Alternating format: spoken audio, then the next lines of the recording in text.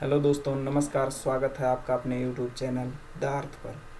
दोस्तों, आज हम लोग जानेंगे वर्षा कैसे होती है और क्यों वर्षा नहीं होती है। बादल बन होने के बावजूद भी वर्षा नहीं होती है। आप लोग देखते होंगे कि बादल बन रहा है, बहुत सारे बादल आसमान में दिखाई देते हैं, उसके बाद भी वर्षा नहीं होती है। और कभी कभी बादल रहते हैं और वर्षा होती है। तो इसके पीछे क्या रीज़न है, इस चीज़ को आज हम जानने की कोशिश करेंगे। तो सबसे पहले हम लोग जान लेते हैं कि वर्षा होने के लिए आवश्यक दशा क्या है, वर्षा होने के लिए ज़रूरी क्या है। इस चीज़ को हम लोग जानेंगे कि वर्षा होने के लिए क्या क्या आवश्यक है। यहाँ पर हम लोग देखेंगे कि वर्षा होने के लिए आवश्यक क्या है। तो यहाँ पर हम लोग देखेंगे कि वर्षा होने के लिए जो आवश्यक है, तो सबसे आवश्यक चीज़ जो इसमें है वो होना चाहिए आर्द्रता ग्राही नाभिक का। आर्द्रता, दोस्तों यहाँ पर परेशान मत होना कि आर्द्रता ग्राही नाभिक क्या है, इसको हम और डिटेल में बताएंगे। ऐसा बताएंगे कि ये एकदम से आप लोगों को याद हो जाएगा कि आर्द्रता ग्राही नाभिक क्या होता है, इस चीज़ को बताएंगे।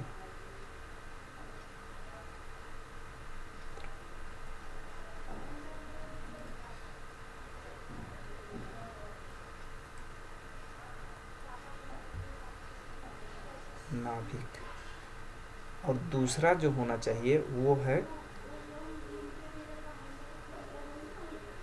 जलवाष्प। जलवाष्प क्या होता है, इसको आप लोग कमेंट कीजिए कि जलवाष्प क्या होता है। हम बताएंगे भी, लेकिन अगर आप लोगों को पता है तो इसको कमेंट कीजिए। देखिए, आर्द्रता ग्राही नाभिक क्या होता है, तो नाभिक छोटे छोटे कण होते हैं, ऐसे इतने छोटे छोटे कण होते हैं नाभिक। और ये कण जो है, ये कार्बन डाइऑक्साइड के हो सकते हैं, धूल के कण हो सकते हैं, और भी अन्य गैसों के कण हो सकते हैं, या और जैसे बहुत सी चीज़ें हैं कि वो जो उड़ के जो बहुत ही सूक्ष्म होती हैं वो ऊपर पहुंच जाती हैं और वही आर्द्रता ग्राही नाभिक का कार्य करती हैं। तो आर्द्रता ग्राही नाभिक आपको समझ में आ गया है। आर्द्रता यानी उस जल की बूंद को इस पे चिपकना ही आर्द्रता है, और आर्द्रता ग्राही नाभिक ये है, ठीक है। और जलवाष्प क्या होता है, तो जलवाष्प आप लोग बहुत बार सुनते होंगे कि जलवाष्प है, यहाँ पर जलवाष्प की मात्रा इतनी है, जलवाष्प की मात्रा इतनी है। तो जलवाष्प होता क्या है, तो चलिए इसको यहाँ पर हम बता देते हैं कि जलवाष्प क्या होता है। तो जल का गैसीय अवस्था में होना, गैसीय अवस्था में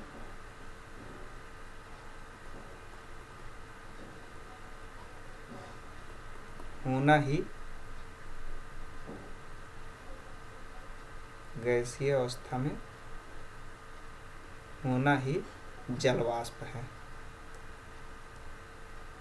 इसको आप लोग याद कर लेंगे कि जलवाष्प क्या है, इसको समझ जाएंगे कि जल गैसीय अवस्था में। गैसीय अवस्था, यहाँ अवस्था जानते हैं, किसी भी पदार्थ की तीन अवस्थाएं होती हैं, ठोस, द्रव और गैस।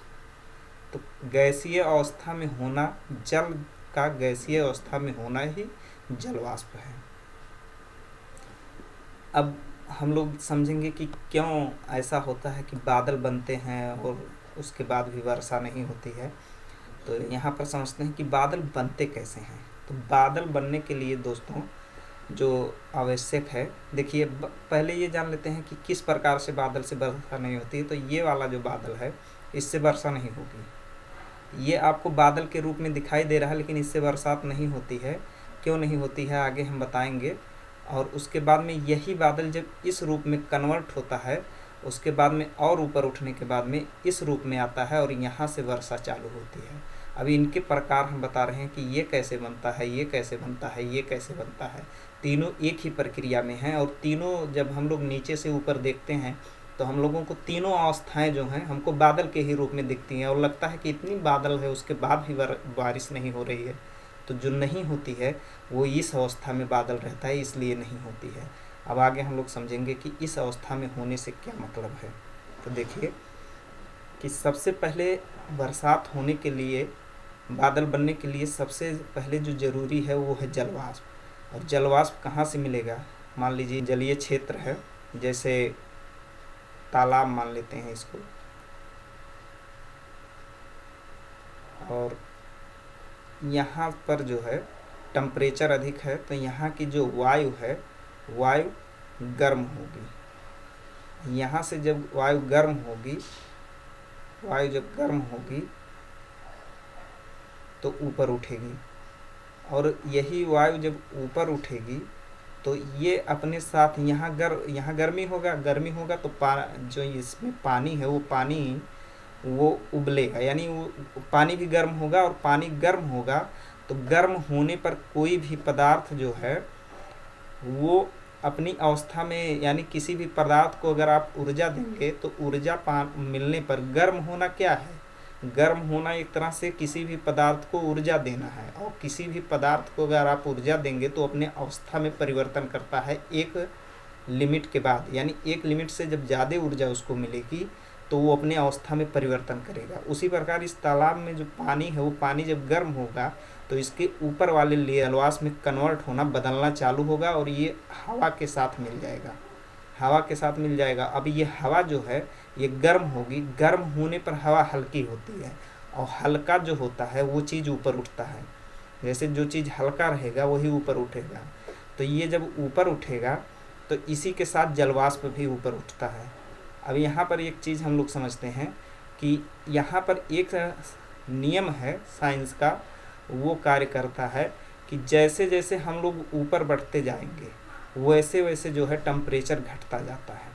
साथ में इसमें एक चीज़ और होता है, उसको भी हम लोग समझते हैं कि जैसे अगर कोई वस्तु है या जल है तो वो जब ठंडी होती है तो ठंडी होने पर सिकुड़ती है, यानी अगर ठंडा होगा, इसको ठंडा किया जाएगा तो ये सिकुड़ेगा, और जब ये सिकुड़ेगा तो इसका जो एरिया है, यानी ये जो क्षेत्र है, ये नीचे जब था, यानी पृथ्वी पर जब था, पृथ्वी के समीप था तो इतना बड़ा था, अब ये ऊपर जाके इतना हो गया। अब देखिए यहाँ पर जैसे जैसे ये ऊपर उठेगा इसका जो है क्षेत्रफल इसका घटता जाएगा, यानी ये सिकुड़ता जाएगा और ऊपर जाएगा और सिकुड़ेगा।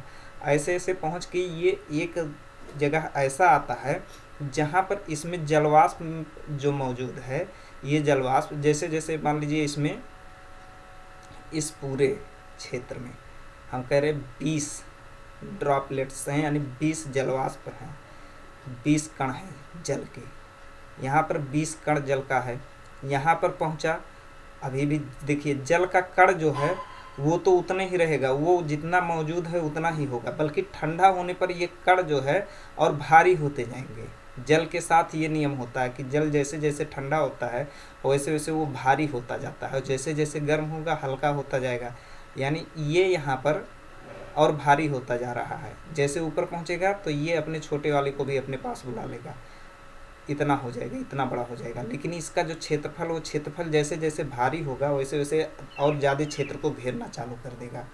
अब ये यहाँ पर पहुँचा, इसमें भी मान लीजिए यहाँ पर भी 20 ही कण अभी रह गए, अभी नहीं संघनन चालू हुआ है। यहाँ पर भी 20 हो गए।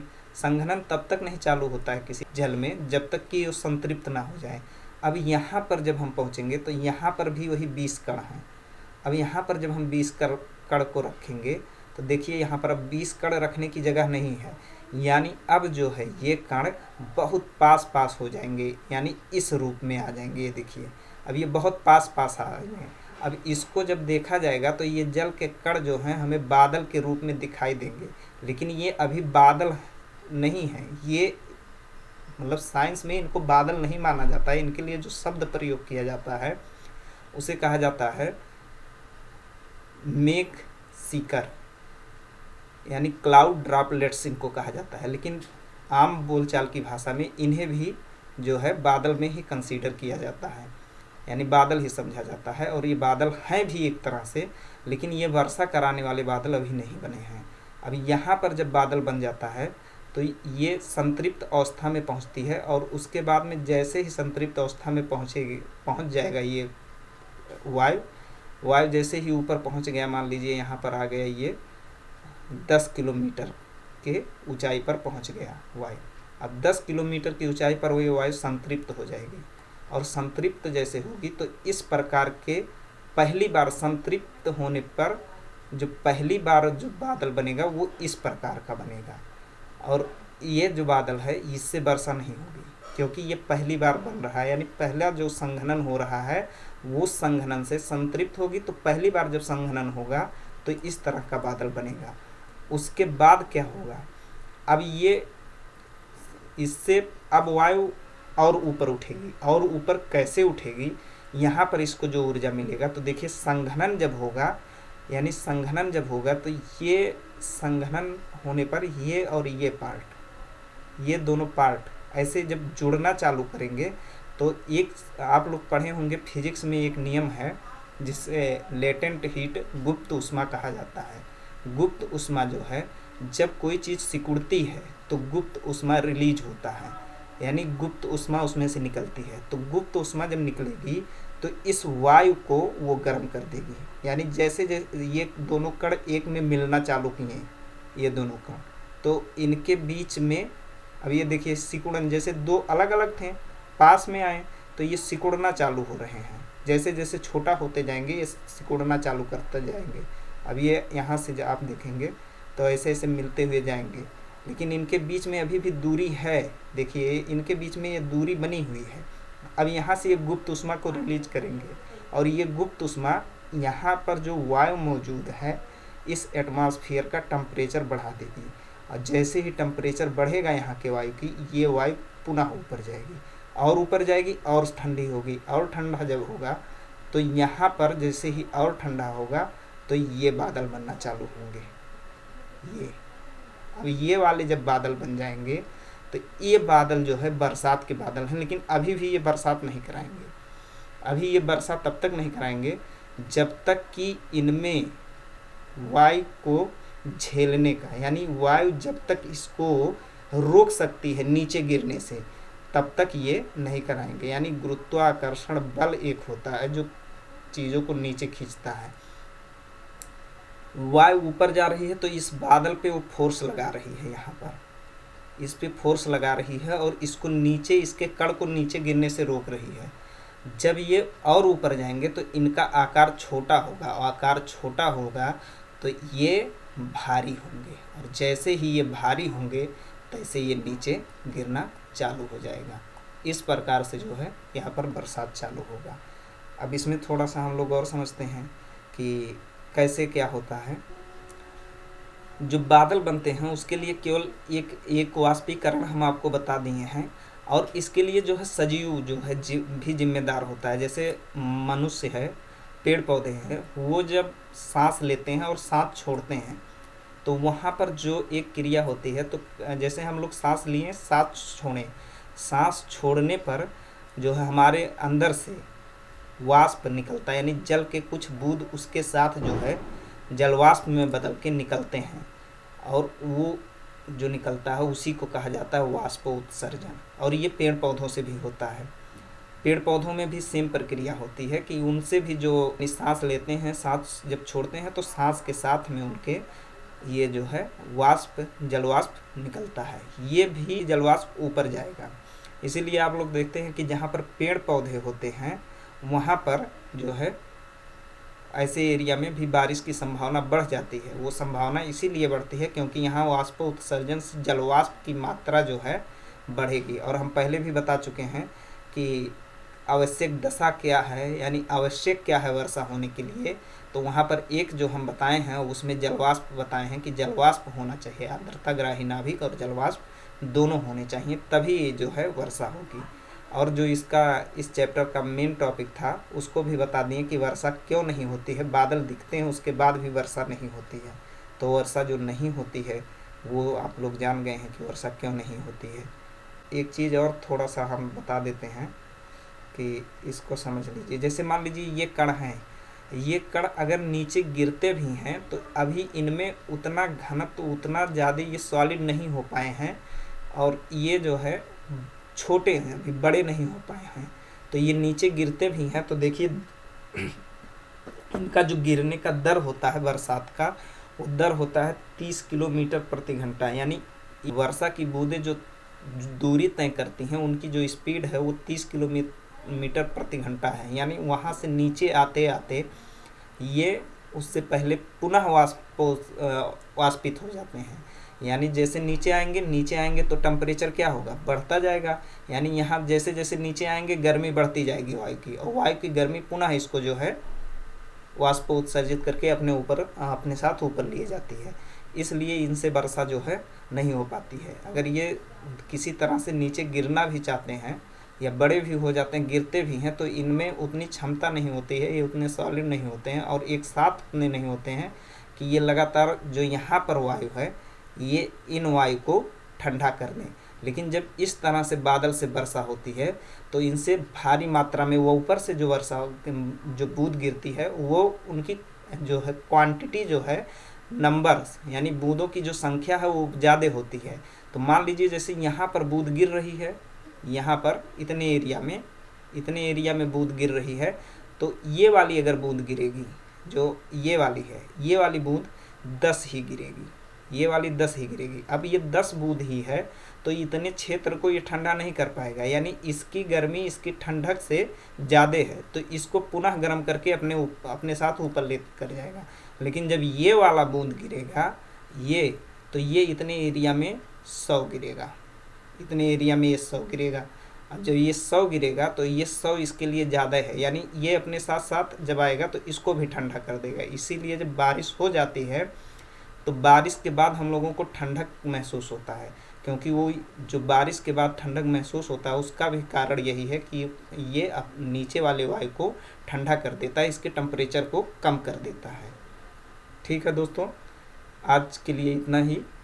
और हमारे द्वारा दी गई जानकारी यदि आपको पसंद आई हो तो हमारे चैनल को लाइक करें, सब्सक्राइब करें और शेयर करें। आपका सहयोग हमें आगे बढ़ने में मदद करेगा। जय हिंद।